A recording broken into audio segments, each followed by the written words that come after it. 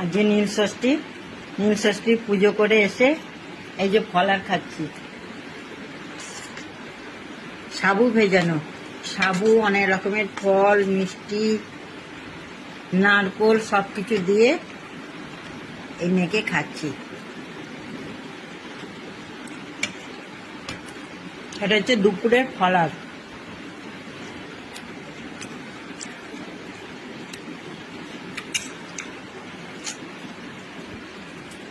দারুণ হয়েছে।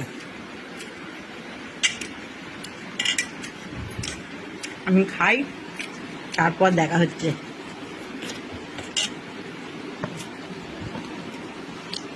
একটু ফলার পাঠিয়ে দিলাম, সবাই খেয়েও আর কেমন হয়েছে বলবে।